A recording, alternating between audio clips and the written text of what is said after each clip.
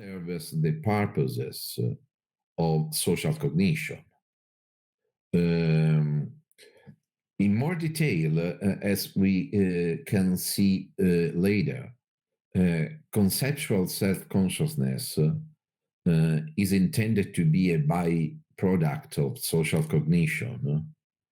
And while bodily self-consciousness appears to be more or less independent of social cognition, conceptual self-consciousness is subordinate to social cognition, both from an evolutionary and developmental point of view.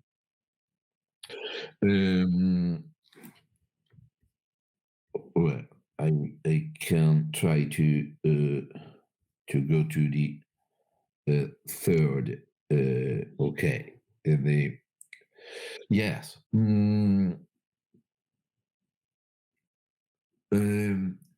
This kind of perspective is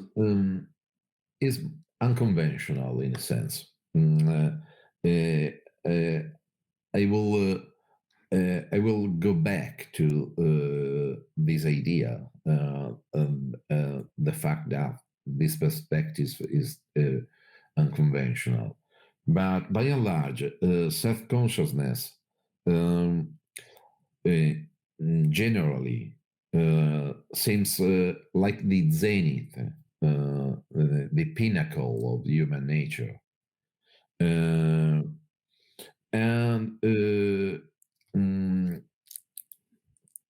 Yes, my idea is that we have to leave this perspective, the typical pride in self-consciousness, and embrace the idea that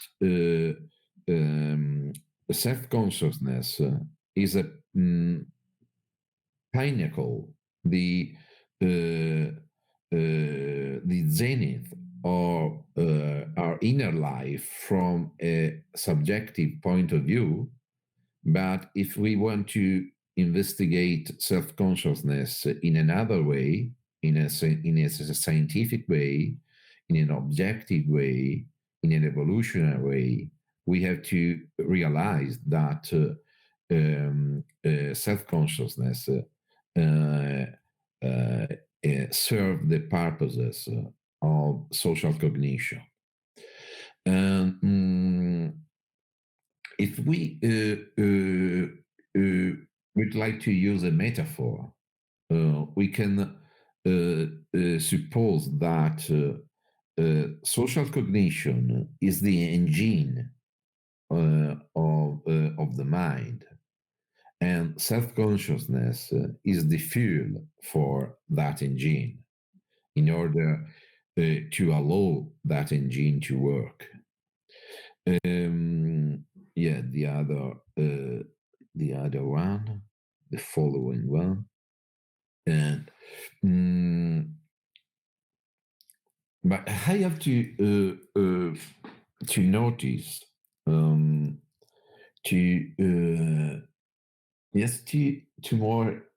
be more precise, because in a sense we can get them confused in appreciating this perspective in like a social theory of self-consciousness can be confused with the standard social science model and social constructionism.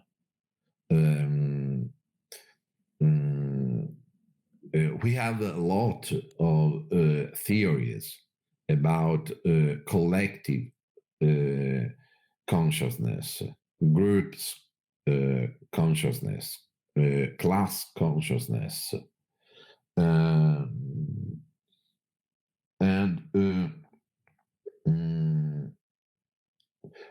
this is not my point.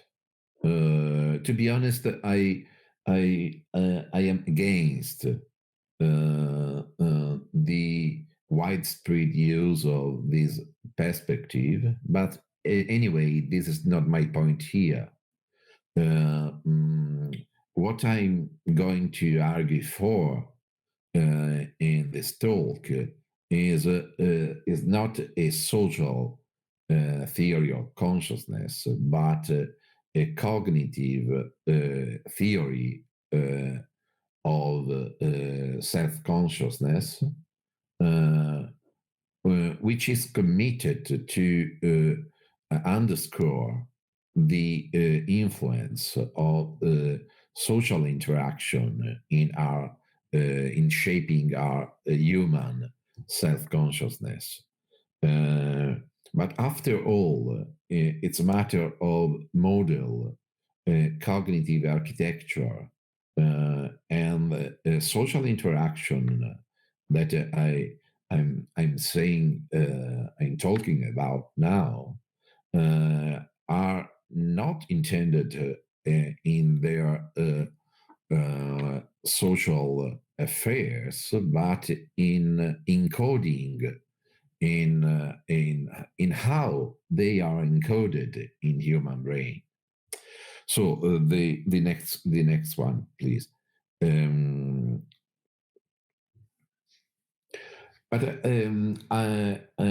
I promised I would like to underscore to highlight the fact that this way of thinking is by and large unconventional, because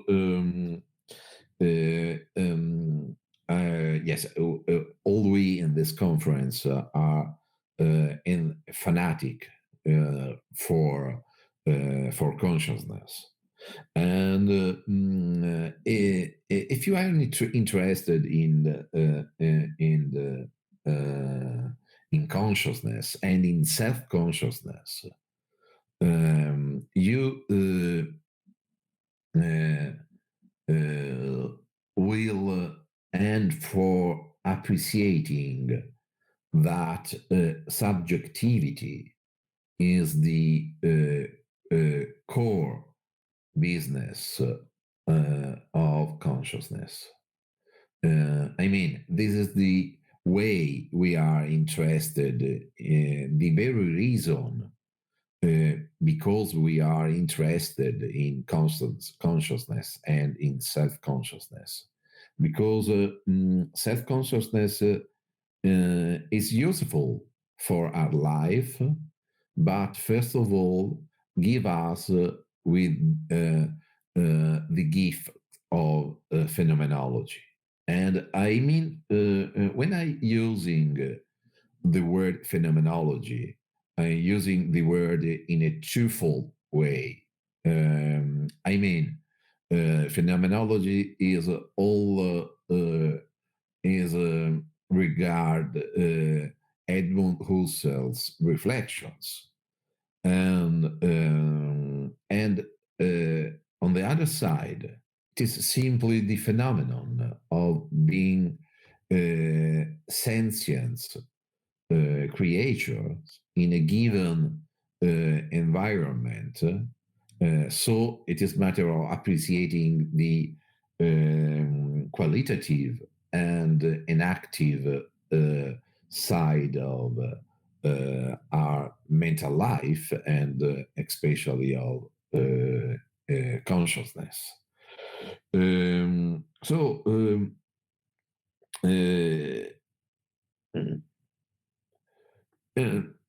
in a sense, we have a tacit agreement in the history of cognitive science, in the recent history of cognitive science. And the unspoken pact was as follows.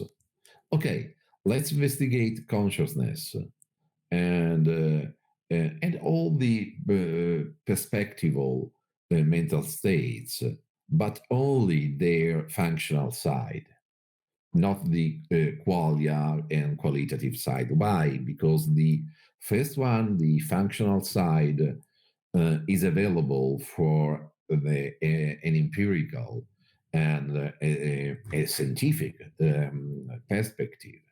While on the other side, the qualitative side of consciousness seems to be an obstacle in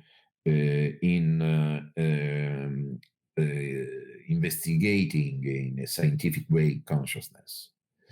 But over the last decades, all this was not yet satisfying, and we are facing two ways. The first one being to include, as is possible, a qualitative side into a scientific framework. And the other side is to suppose that, after all, human beings are endowed with a second nature, just to use John McDowell famous terms, famous words. But this is a too much. This is too much expensive, according to me, because that way we have to abandon key principle in scientific investigation, like the physical closure, and this is too much for. This is like to abandon the challenge. So the next one, please, because yes, and the next one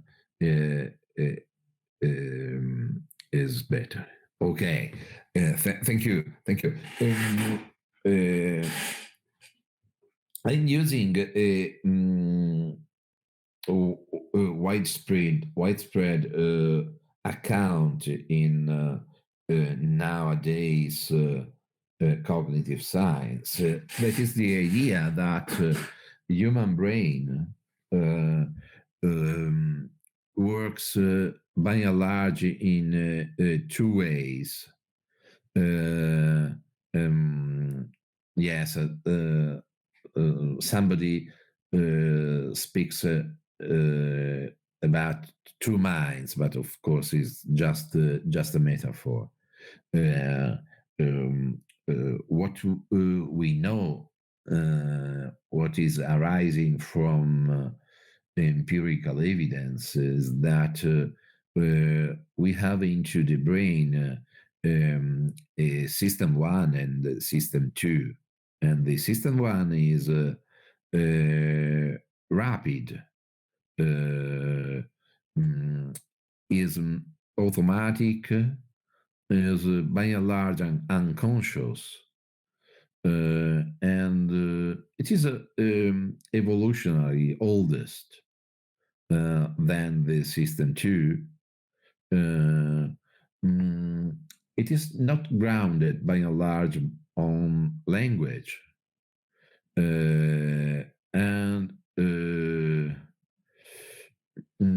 from a culture point of view, system 1 is something universal, independent from education, and the system 2 is the contrary.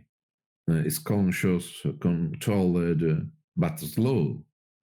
It is evolutionary, more recent, and it is something that depends on education and training. So if you look to the next slide, please, we can appreciate what all this means if we apply this model to the topic of this talk, that is the relationship between social cognition and self-consciousness. If we apply the dual process account to social cognition, mind reading, and consciousness and self-consciousness, uh, um, uh, we have to realize that we have four component parts. A system one of mind reading, a system two of mind reading, and then system one and the system two for self-consciousness. System one mind reading includes things like low-level simulation, mirror neurons, emotional contagion, shared attention, gaze following, and all the social cognition theory of mind capacities without language. System 2 mind reading includes high-level simulation, counterfactual imagination, pretense, and other abilities. And system 1, self-consciousness, is made up of bodily self-recognition. It is what is evidenced by the famous mirror test. And system 2 self-consciousness is the part of self-consciousness we are used to call it by the phrase the term self-consciousness. I mean the reflexive reasoning and the famous stream of consciousness. The next one, please. And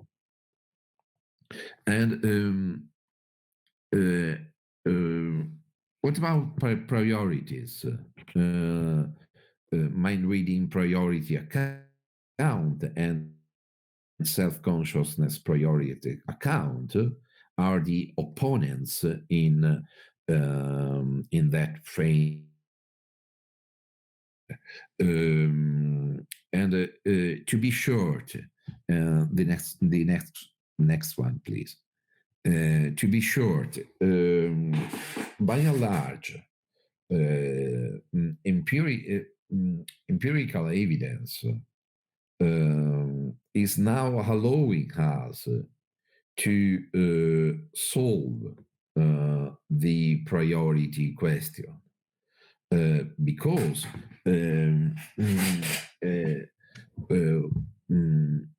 although empirical evidence, of course, is growing up and changing during the time, on the whole, we know that imitation, face recognition, gaze following, pointing capacities, point engagement develop prior a child become able to recognize his bodily features. And the same happens from the evolutionary point of view. Social abilities develop prior and in an independent way from self-consciousness and self-recognition abilities in animal kingdom. So going to the next slide, we can the next sorry, this is a couple of slides identical. Yes. On the whole, we know that social cognition capacities develop independently and prior to typical self-knowledge, self-consciousness capacities. And yes, that is not a simple framework, because we have system 1 and system 2 for both the capacities, and they and on the whole, the set of capacity as are slightly overlapping, but by and large, from cognitive ethology, from child development, and so on, we can conclude that social cognition is the very reason for self-conscious development. The next one,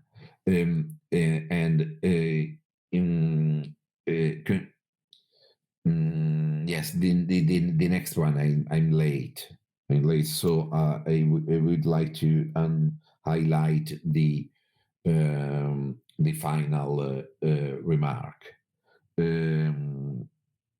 Okay, we can use the words by Peter Carades. Self-knowledge results from turning our evolved mind-reading capacity on ourselves. Okay, but for what? We need a reason to suppose that turning mind-reading on ourselves was, from an evolutionary point of view, something worth for adaptation. It needs, in fact, energy and time. Self-consciousness is not for free. It requires time, it requires energy, it requires a reason why. And my idea is that the reason why nature pays a cost for self-consciousness lies in the need for an inner space which allows mind reading to work offline and to make offline simulation. The next slide, please. This is not just an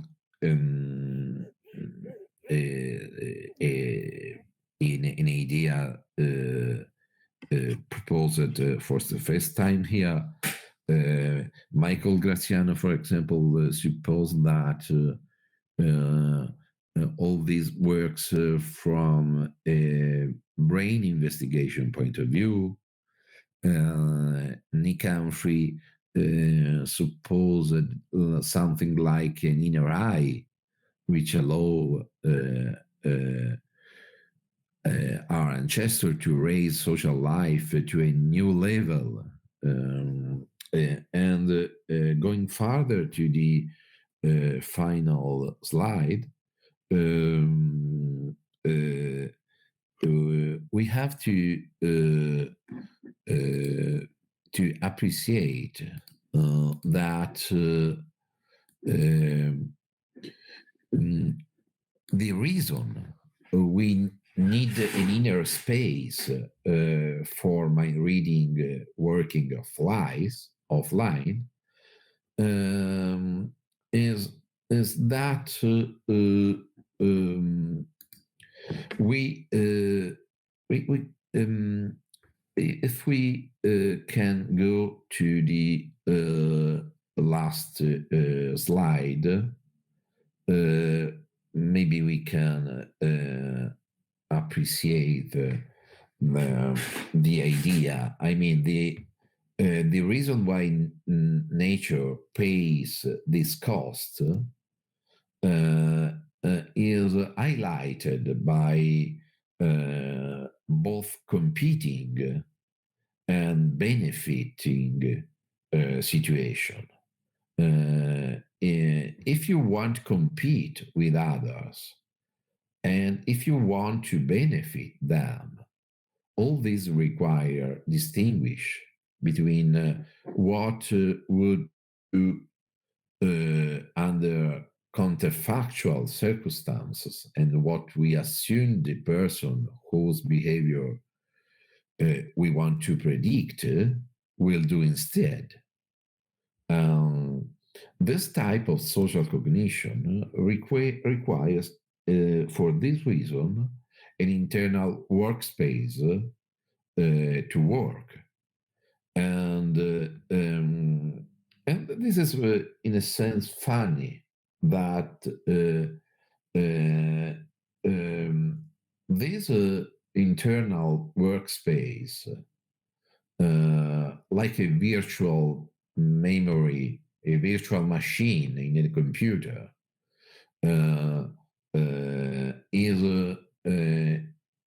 it is considered like the pinnacle, like the zenith, of human nature. I would like to recommend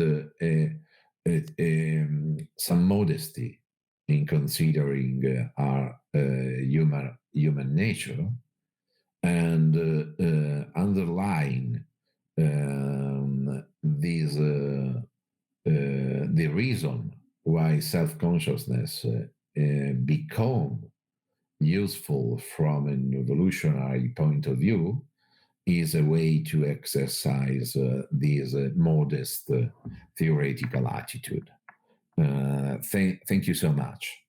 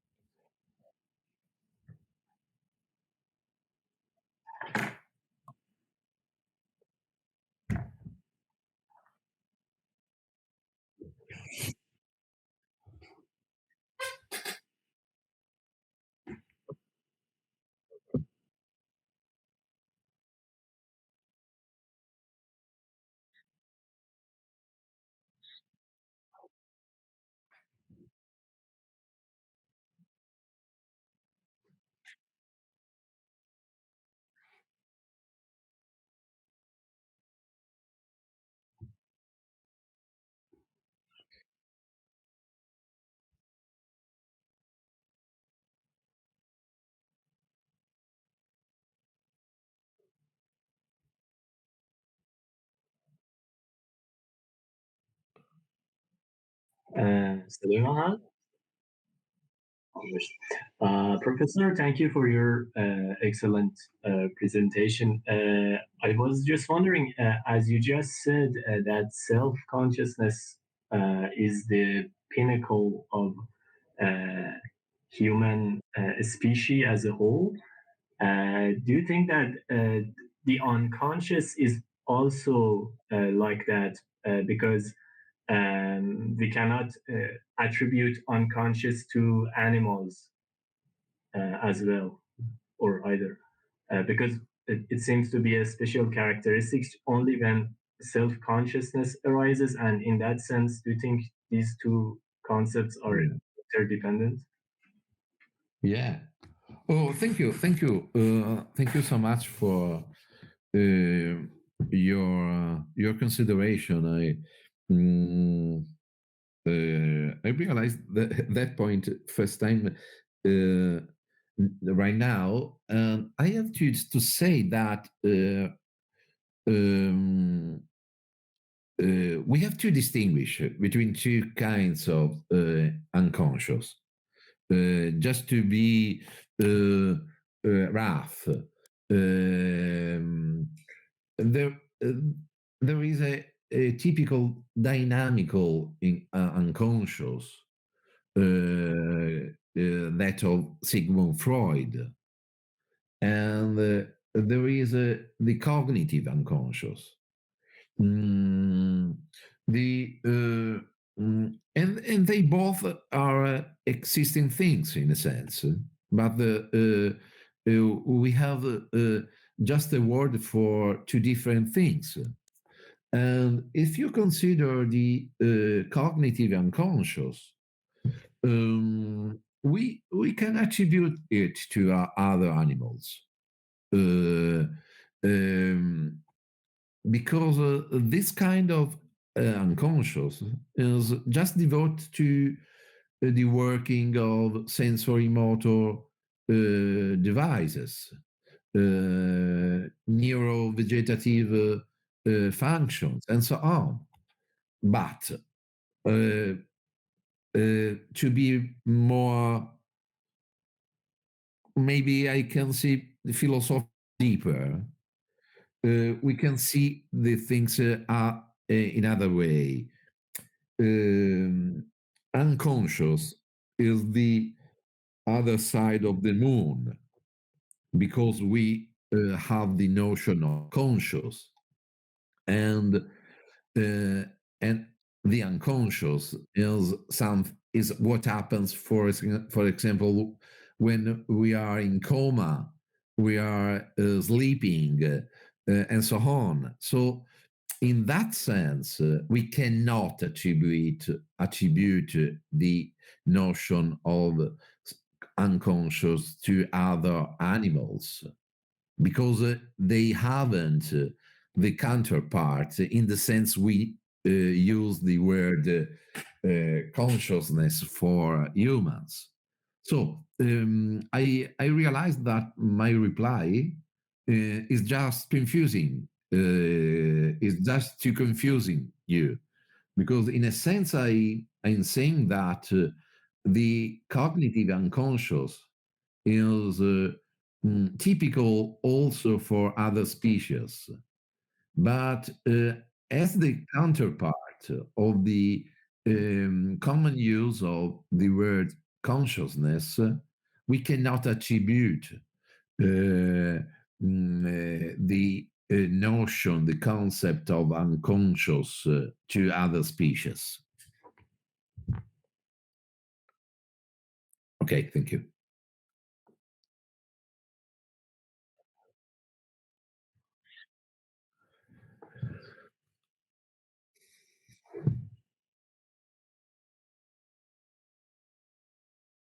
Yeah, thanks, dear professor, for sharing.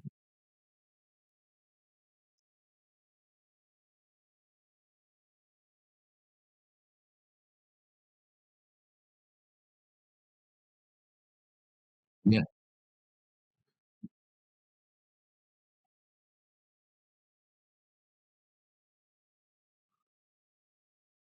Yeah, okay. For the first issue, of course, if you want, I can switch on my Zoom or whatever. Uh, okay, okay. Yeah, okay, okay, okay. Okay. This is like a radio chat, but it is good. Okay, your question is a very huge question. As you kindly mentioned it before, I wrote a book with my colleague Pleby on artificial mind, and there are a lot of questions about the artificial mind, but machine consciousness is the more challenging, and mm, um, yes, I am an techno optimist. I mean, I'm outing just in two words. I think that it is possible to model consciousness and self-consciousness in artificial agents, but it is very different if you are considering classical artificial intelligence and robots. I think that if we are interested in a genuine self-consciousness, we need a body, so we need a robot. But the way artificial intelligence are gaining human capacities is not human-like after the birth of deep learning. The framework is changed over the last 5 years. And we learned that artificial intelligence is gaining human-like capacities like GPT, large language models, visual recognition capacities. And these capacities are gained not just simulating human brain, but in another way. So all this means that in the future, we could expect that machines are endowed with a kind of self-consciousness very different from the usual ones, like other animal species or aliens in a sense. But we are facing with another style of cognitivity, just to use a claim.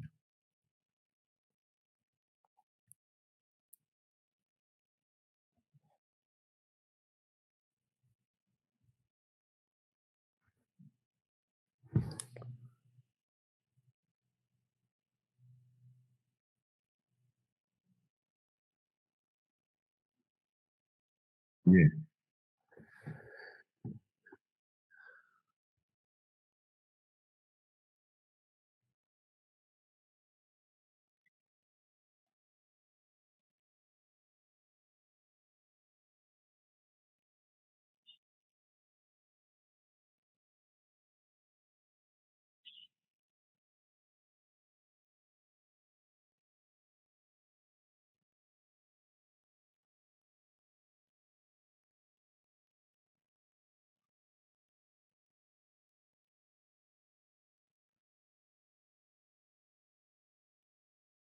Yeah, yeah.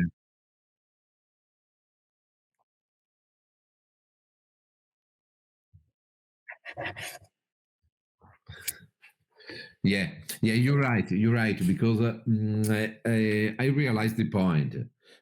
After all, I argue for a social theory of self-consciousness. So, this is the difference between this and the and social constructionism. Um, the difference.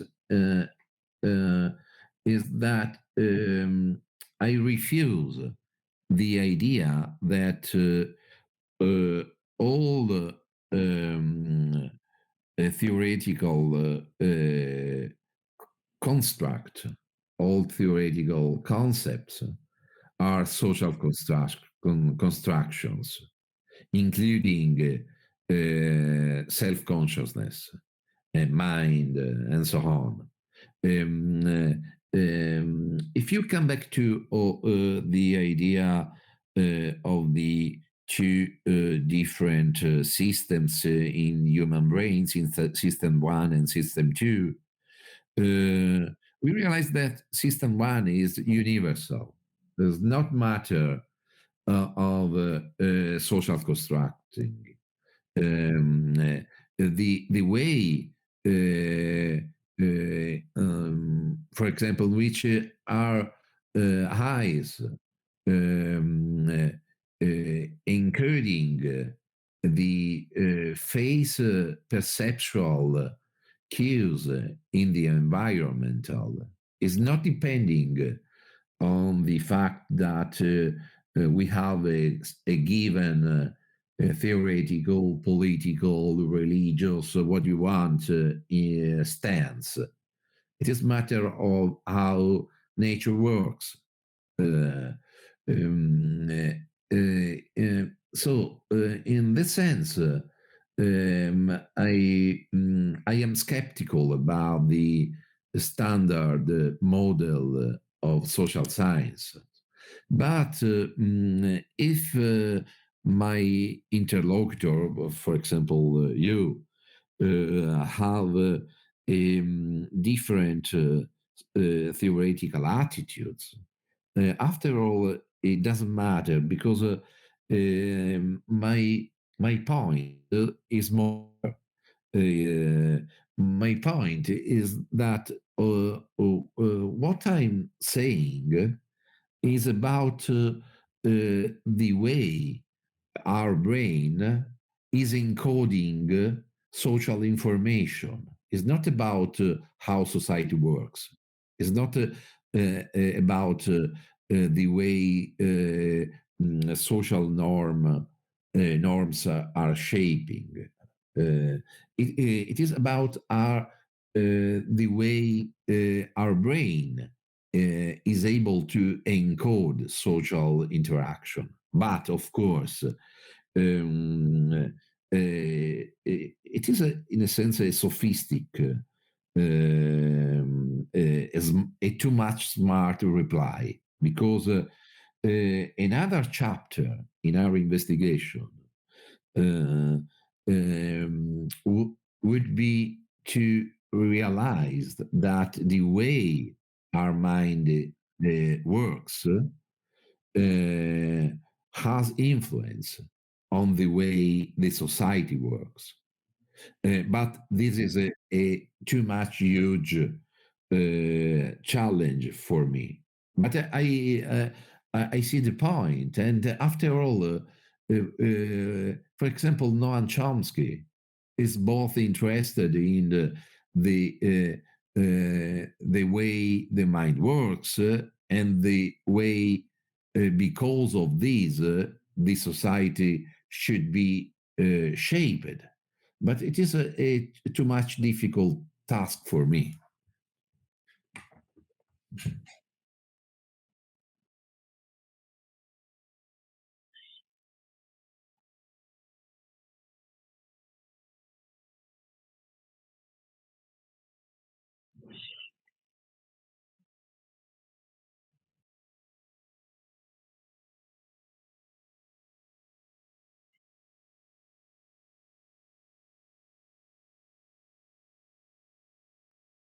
Yeah, yeah. You're right. You're right. Consider it. Consider the our silent stream of consciousness and the form that this stream of consciousness typically takes form according to different cultural influence. Just to mention the most trivial influence, the language. My stream of consciousness is different in English, in Italian, and maybe in another language, and it were different if I were able to speak Persian. My stream of consciousness is very deeply influenced by a lot of cultural constraints. Yes, I agree. Thank you.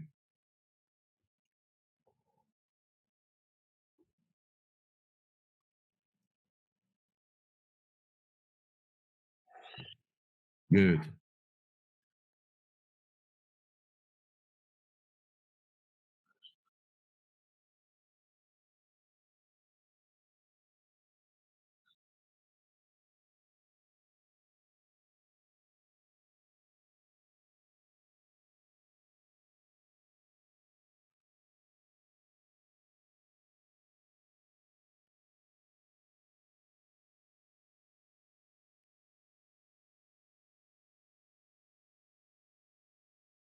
Yeah.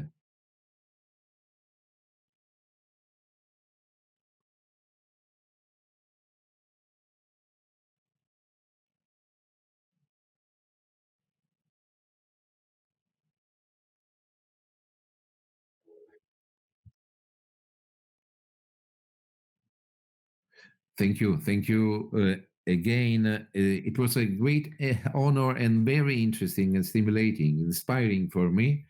And if it's possible, I remain connected and of course keep in touch for the future. Thank you.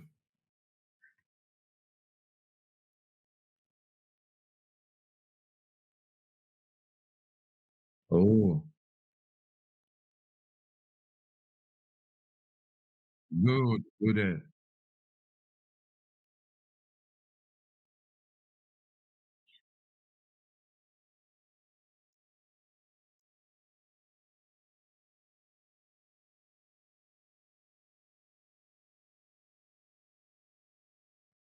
Okay, okay. See you later. In a sense, of course, to see you. Yeah. Okay. Thank you. Thank you. Thank you. Bye.